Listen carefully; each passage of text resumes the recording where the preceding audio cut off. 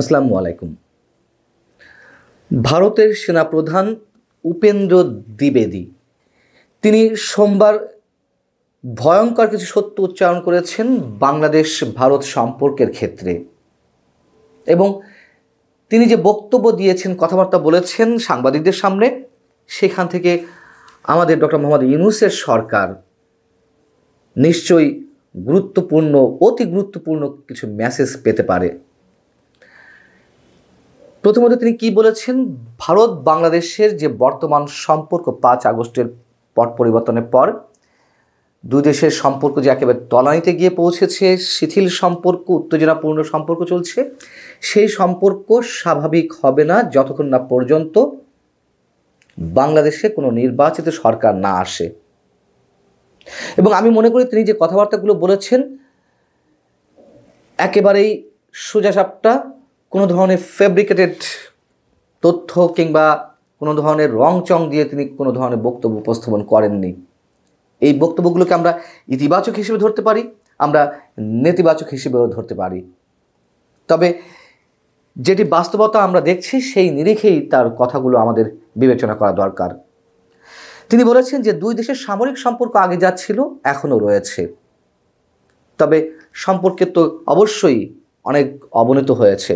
পাশাপাশি তিনি বলছেন যে এই মেসেজটিও দিলেন 5 আগস্ট গণ অভ্যুত্থানকে কেন্দ্র করে বাংলাদেশের যে রাজনৈতিক পট পরিবর্তন বা রাজনৈতিক পরিস্থিতি, সেই সময় থেকে আমাদের সেনাপ্রধান জেনারেল ওয়াকারুজ্জামানের সাথে তার কন্টিনিউ যোগাযোগ রয়েছে। এটা তো আমরা জানি যে ভারতের সেনাবাহিনীর সঙ্গে আমাদের সেনাবাহিনীর নানান ধরনের সম্পর্ক রয়েছে এবং দুই দেশের সেনাপ্রধানের মধ্যে যে নিয়মিত যোগাযোগ হয়, এটি তো রাগঢাক করা কিছু নেই। 20 নভেম্বর তার সঙ্গে কথা হয়েছে, দুই সেনাপ্রধানের সঙ্গে কথা হয়েছে, সে প্রসঙ্গে তিনি বলেছেন। এবং কয়েকদিন আগে প্রথম আলোতে আমাদের সেনাপ্রধান জেনারেল ওয়াকারুজ্জামানের একটি সাক্ষাৎকার প্রকাশিত হয়েছে। সেখানে তিনি ভারত বাংলাদেশ সম্পর্কে কথা বলেছিলেন যে দুই দেশের জন্যই দুই দেশকে অপরিহার্য মনে হয় তার কাছে, এবং দুই দেশের জন্যই দুই দেশ গুরুত্বপূর্ণ। সেই কথাটি উপেন্দ্র দ্বিবেদী তিনিও উচ্চারণ করেছেন। তিনি বলছেন যে বাংলাদেশের সেনাপ্রধান যে কথাটি বলেছেন যে বাংলাদেশের জন্য যেমন ভারত প্রয়োজন, ভারতের জন্য বাংলাদেশ অবশ্যই প্রয়োজন। বাংলাদেশ ভারতের কৌশলগত অংশীদারিত্বপূর্ণ বন্ধু বা অংশীদার। তিনি দুই দেশের সেনাবাহিনীর মধ্যে যে যৌথ মহড়া, সেই মহড়া স্থগিত রয়েছে। কেন স্থগিত রয়েছে সেটিও উচ্চারণ করেছেন। পরিস্থিতি যখন ভালো হবে তখন আবার এই মহড়া অনুষ্ঠিত হবে। এখন বিষয় হচ্ছে যে আমি বলছিলাম তার এই বক্তব্যগুলো আমরা নেতিবাচক হিসেবে ধরতে পারি, যার যেভাবে প্রয়োজন বাস্তবতা নিরিখে তিনি সেভাবেই ধরতে পারেন, নেতিবাচক ইতিবাচক। যদি 1 নম্বর বিষয়টি নিয়ে আলোচনা করি যে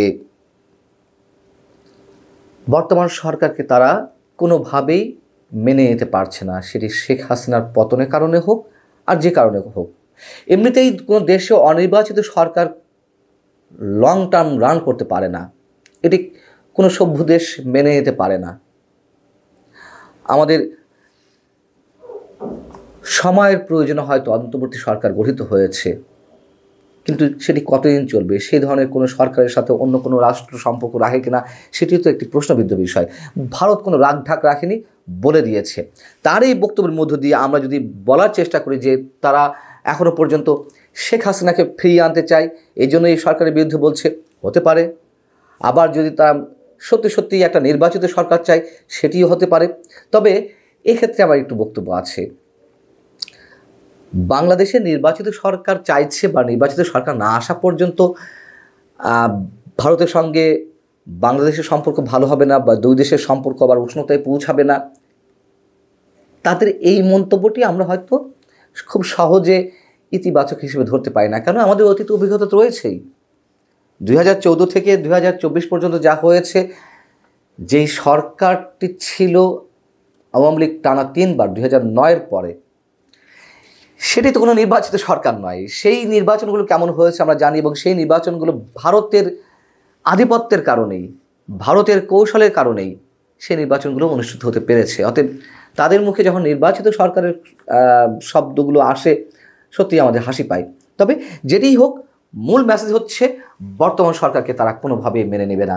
এবং এর মধ্য দিয়ে আরও যে মেসেজটি ডক্টর ইউনূস সরকার পেতে পারে বা আমরা পেতে পারি, ভারত যে কোনোভাবে যে কোনো পন্থায় বাংলাদেশকে অস্থির করে রাখতে চাইছে এবং অস্থির করে রাখবে, এটা খুবই ক্লিয়ার। দ্বিতীয়ত, 5 আগস্টের সেনাপ্রধান মানে দুই দেশের সেনাপ্রধানের সঙ্গে যে নিয়মিত যোগাযোগ, ওই দিন যে দফায় দফায় যোগাযোগ হয়েছে সেটা তো আমরা জানি, আমরা অনুমান করতে পারি, ধারণা করতে পারি, এবং তার কিছু সিমটমও তো রয়েছে। এবং নানান মাধ্যমে আমরা জেনেছি, গণমাধ্যমে এসেছে যে 5 আগস্ট শেখ হাসিনা সরাসরি ভারতের জাতীয় নিরাপত্তা উপদেষ্টা অজিত দোভালের সঙ্গে দফায় দফায় কথা বলছিলেন তাকে সেভ করার জন্য, তাই কীভাবে নিয়ে যাবে। অতএব উপেন্দ্র দ্বিবেদী কোনো প্রকার মিথ্যা বলেননি। এবং প্রথম যে বক্তব্যটি, তার যে বক্তব্যটি নিয়ে আমি ছোট করে আলোচনা করলাম, যে নির্বাচিত সরকার ছাড়া ভারত দুই দেশের সম্পর্ক আগের জায়গায় পৌঁছাবে না, এটা মনে করছে। এবং এই জায়গাটিতে কারা আরও বেশি করে ঠেলে দিয়েছে? ভারত নানান ধরনের অপপ্রচার চালাচ্ছিল সংখ্যালঘু নির্যাতনকে কেন্দ্র করে, বা আরও অন্যান্য বিষয়ে। এখন সীমান্ত যে উত্তেজনাপূর্ণ অবস্থা রয়েছে, সেক্ষেত্রে অবশ্যই ভারত দায়ী। ভারত পাড়া দিয়ে লাগাচ্ছে। আমি তো বললাম যে ভারত অবশ্যই নানান ধরনের অস্থিরতা সৃষ্টি করে রাখার চেষ্টা করবে, কিন্তু সেগুলোকে মাঝপথে তো উস্কে দিয়েছে সরকারের দায়িত্বশীল ব্যক্তিরা। সরকারের একজন উপদেষ্টা রয়েছেন মাহফুজ আলম, তিনি বাংলাদেশের মানচিত্র টেনে তিনি বড় করতে চাইলেন, ভারতের বিভিন্ন অঙ্গরাজ্য তিনি বাংলাদেশের করায়ত্ত করতে চাইলেন, এমন ধরনের কথাবার্তা তিনি বললেন তার ফেসবুক স্ট্যাটাসে। এবং সে সম্পর্কে তো ভারত তার প্রতিক্রিয়া জানিয়েছে। ভারতের সঙ্গে আমরা ধরে নিলাম যে ভারত ইচ্ছাকৃতভাবে এগুলো করছে, সেটি শেখ হাসিনার কারণে হোক বা তাদের স্বার্থের কারণে হোক, যে কারণে হোক। কিন্তু এটি তো বাস্তবতা। আমরা ভারতের প্রতি অবশ্যই ভারত বিরোধিতা আমরা করছি। 71 পর থেকে ভারতের যে অবস্থান, সেটি বিরোধিতা করার কথায়, কিন্তু ভারতের মতো রাষ্ট্রকে শত্রু হিসেবে প্রতিষ্ঠিত করে বাংলাদেশকে নিরাপদে থাকতে পারবে? আমরা কি বাস্তবতার জায়গা থেকে এই চিন্তাগুলো করছি? নিশ্চয়ই অনেকে করছি না। আমরা হয়তো উপলব্ধি করছি সাধারণ মানুষ যারা রয়েছে, কিন্তু যারা এই সরকারকে চালাচ্ছে, যারা এই সরকারে বসে আছে, যারা সরকারকে নিয়ন্ত্রণ করছে, যারা সব কিছু পাল্টে দিতে চায়, তাদের এইসব হুমকি দামকি বাংলাদেশের জন্য বরঞ্চ অনেক বিপদ ডেকে নিয়ে আসছে। এবং সব মিলিয়ে আমি বলবো যে উপেন্দ্র দ্বিবেদী যে কথাগুলো বলেছেন, কারোর কাছে খারাপ লাগুক আর ভালো লাগুক, তিনি প্রতিটা কথা, প্রতিটি শব্দ সত্য হিসেবেই উচ্চারণ করেছেন। আল্লাহ হাফিজ, ভালো থাকুন সবাই।